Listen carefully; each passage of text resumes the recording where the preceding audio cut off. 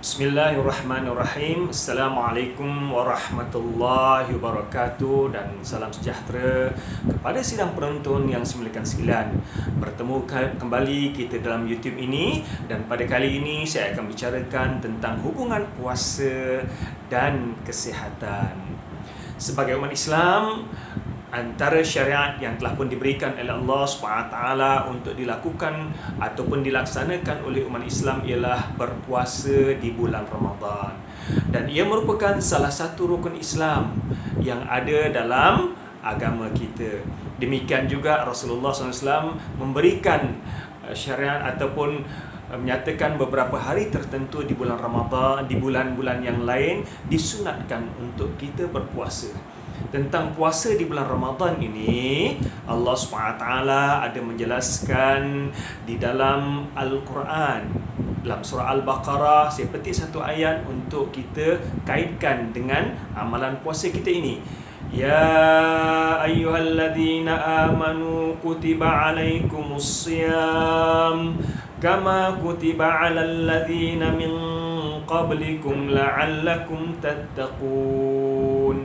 Wahai orang-orang beriman, diwajibkan ke atas kamu berpuasa sebagaimana yang telah diwajibkan ke atas orang-orang sebelum kamu, agar kamu mencapai darjat takwa. Ayat ini secara jelas kewajipan berpuasa yang telah disyariatkan oleh Allah SWT kepada umat Islam. Apa yang menarik saya nak jelaskan di sini ialah segala perintah Allah SWT ini ada hikmah kebaikan untuk manusia. Dan apa yang dilarang oleh Allah SWT ada hikmah yang perlu kita jauhi. Sebelum ini kita telah pun bicarakan tentang contohnya hikmah membasuh air bekas jilatan anjing dengan air yang bercampur tanah. Terbukti bahawa tanah boleh membunuh virus yang terkandung ataupun yang ada dalam air liur anjing.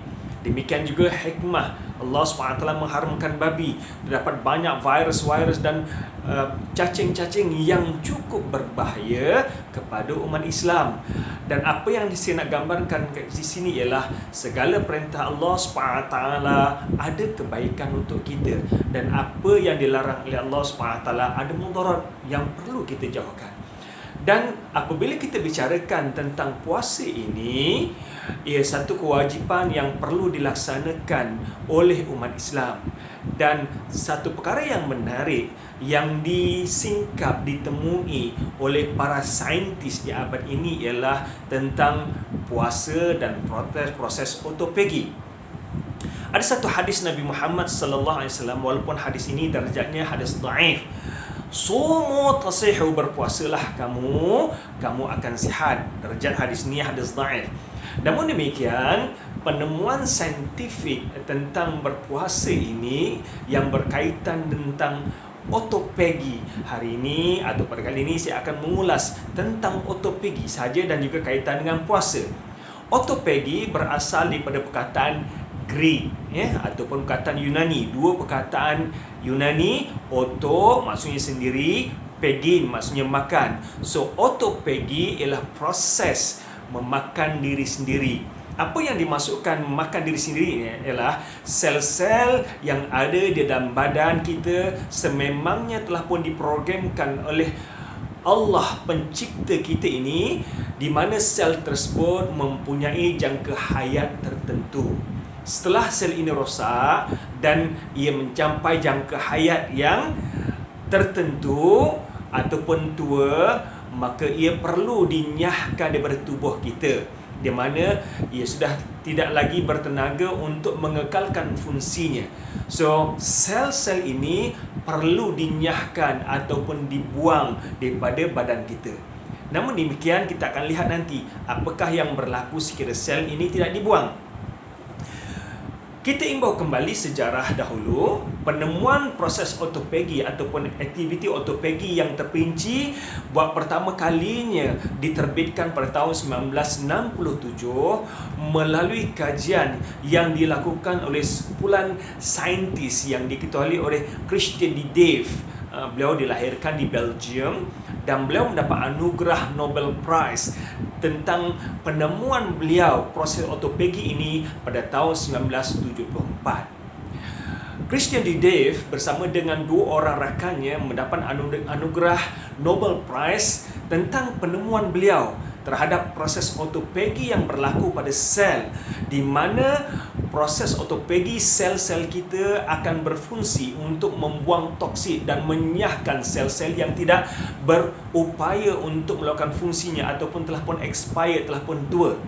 Namun demikian, apa yang menarik di sini ialah Christian D. Dave memastikan proses ataupun mendapati proses otophagy ini berlaku.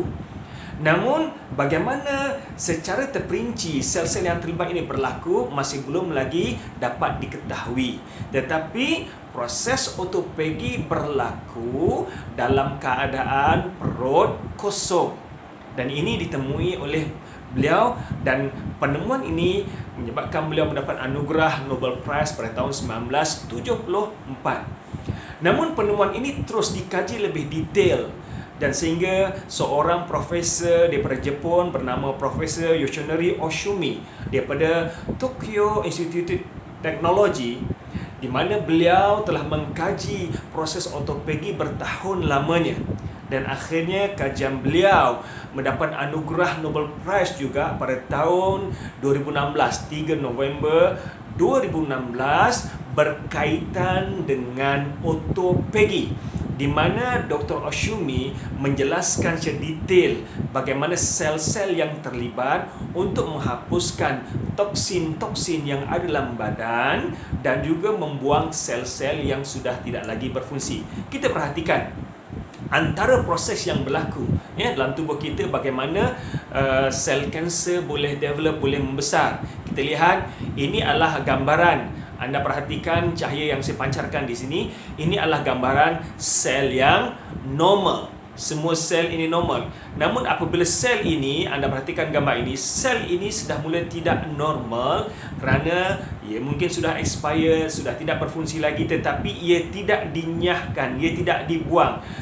Apa yang berlaku? Sel ini akan mengembang dan terus membesar, dan akhirnya gambar yang keempat kanan sekali ini, anda boleh perhatikan di sini ia terus mengembang dan akhirnya boleh membentuk tumor, dan anda boleh nampak bahagian bawah, tulisan di bawah ini, ia boleh membentuk malignant kanser ataupun kanser yang cukup ganas.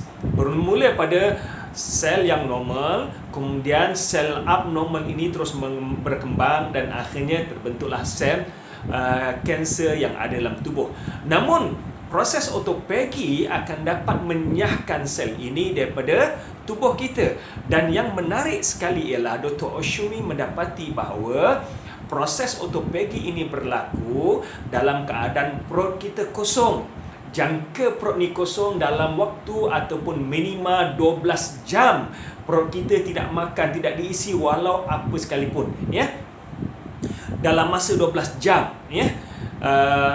Dan ia akan melakukan proses otophagy secara optimum sekiranya ia dilakukan berturut-turut selama 30 hari. Subhanallah. Bukankah ini proses yang dilakukan oleh umat Islam ataupun amalan yang dilakukan oleh umat Islam? Berpuasa lebih kurang antara 12 jam hingga 14 jam, setengah negara mungkin 16 jam. Tetapi kebanyakan negara lebih kurang dalam 14 jam berpuasa, termasuk negara kita Malaysia. Dan kita berpuasa di bulan Ramadan selama 30 hari. Subhanallah. Penemuan yang cukup menakjubkan, di mana penemuan yang dilakukan oleh Dr. Oshumi ini selari dengan arahan puasa yang Allah berikan ke atas umat Islam. Kita perhatikan bagaimana proses otophagy ini berlaku. Yang pertama, anda perhatikan gambar ini. Yang pertama, ia akan membuang sel-sel yang telah pun mati. Sel yang sudah tidak berfungsi ini akan dibuang daripada tubuh.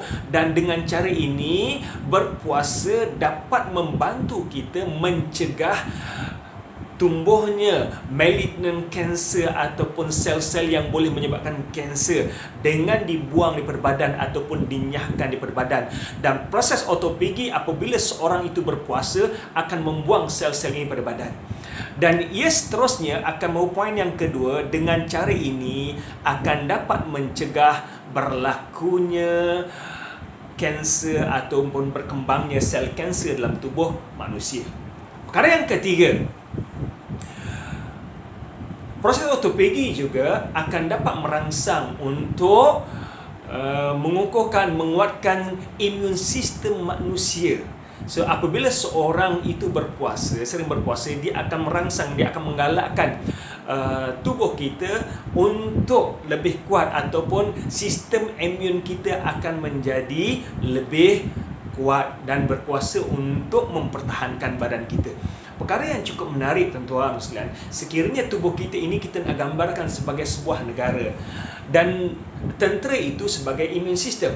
Sekiranya ketenteraan sebuah negara ini lemah, maka dengan mudah negara akan diserang oleh musuh. Demikian juga, sekiranya imun sistem kita lemah, maka benda-benda asing, bakteria, virus ataupun penyakit yang datang dari luar akan mudah memberikan kesan kepada tubuh kita. Namun, proses autophagy akan menguatkan imun sistem seorang. Yang keempat, autophagy akan dapat membantu kita untuk mengurangkan risiko kardiomyopati. Kardiomyopati ialah penyakit yang berkaitan dengan otot-otot jantung. Jantung kita sentiasa bekerja begitu kuat. Sebelum kita lahir lagi, kita berada di alam kandungan, jantung kita telah pun mengepam, jantung kita telah pun bekerja. Kita berjalan, jantung kita tetap berjalan. Kita duduk, jantung kita tetap berjalan. Kita makan, jantung kita tetap berjalan. Kita beraktiviti, jantung kita berjalan. Kita rehat, jantung kita berjalan. Kita tidur, jantung kita pun berjalan. Tetapi kalau jantung kita diam, kita semua yang jalan, tuan-tuan, ya. Jadi penyakit kardiomyopati ini akan dapat dibantu untuk diselesaikan dengan seorang itu mengamalkan puasa.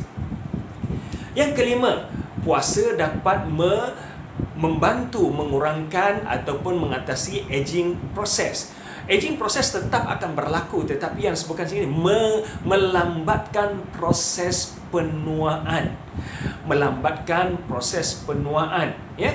Dan antara perkara yang penting juga, autophagy dapat mencegah infectious disease, penyakit-penyakit yang mudah berjangkit, di mana dengan sistem imun badan kita yang kuat dan kukuh, proses autophagy akan dapat mempertahankan kita daripada serangan ataupun penyakit-penyakit yang merebak, yang mewabak, Sebab itulah tuan-tuan sekalian, apabila satu kawasan tu ada penyakit yang mewabak, antara protection yang boleh kita lakukan ialah dengan cara kita berpuasa.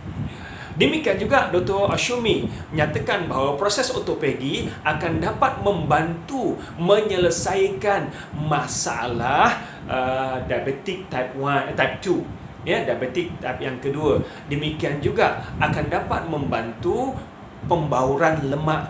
Pembauran lemak, pemecahan lemak akan berlaku dengan optimum sekiranya seorang itu berpuasa 7 hari berturut-turut. Tentang proses pembuangan toksin, insya-Allah kita akan bicarakan pada video akan datang, puasa dan proses pembuangan toksin.